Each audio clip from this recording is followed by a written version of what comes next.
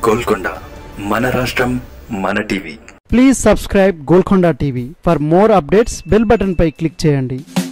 మరి ఈరోజు నేను ఒకటే మీ ద్వారా ఈ పార్లమెంట్ ప్రజలకు నేను ఒకటే మనవి చేస్తున్నా, దేనికోసం మీరు పార్టీ మారారు, ఎందుకు నీ కూతురుకు టికెట్ కావాలి, మరి కావ్య గారికి ఈ వరంగల్కున్న సంబంధం ఏంటి?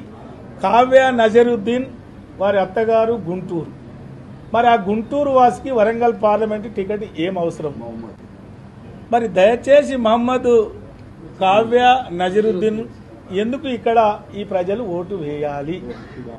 నేను మీ బిడ్డగా, ఇక్కడ పుట్టి పెరిగిన బిడ్డగా, ఈ ప్రజల మధ్యలో ఉన్న బిడ్డగా, ఈ ప్రజల మధ్య కష్ట సుఖాలు పంచుకున్న బిడ్డగా, మరి నేను ఒకటే మనవి చేస్తున్నా, మరి గుంటూరు వాసి కావాలా మీ బిడ్డ కావాలా? ఒక్కసారి మీరు ఆలోచన చెయ్యాలి. మరోసారి నేను మీ పత్రిక ద్వారా నేను అడుగుతున్నా, ఎండి కావ్య నజరుద్దీన్ గుంటూరు కావాలా మీ బిడ్డ కావాలా? ఒకసారి మీరు ఆలోచించాలని మీకు చేతులెత్తి నమస్కరిస్తున్నాను. నేను ఎన్నడూ కూడా ఏ పార్టీలో ఉన్నా ఆ పార్టీ నిర్ణయానికి విధానానికి కట్టుబడి ఉన్నానే తప్ప ఎవరికి వెన్నుపోటు పడవలేదు. ఆ మాటకు వస్తే నా ద్వారా ఎదిగిన అరుణ్ రమేష్ నాకు వెన్నుపోటు పొడిచాడు. నేను పెంచిన అరుణ్ రమేష్ నాకు వెన్నుపోటు పొడిచాడు.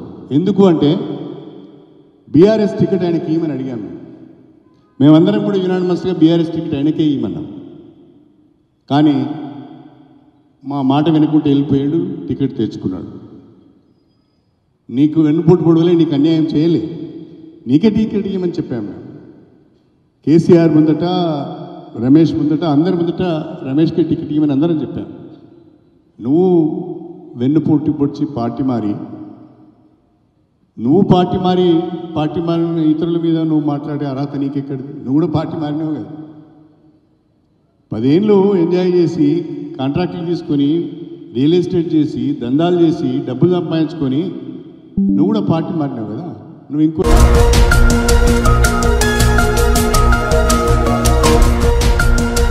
సత్యాలు చెప్పడానికి సాహసం కావాలి, నిజాలు చెప్పే పత్రికలు రావాలి. నిజం మా నైజం.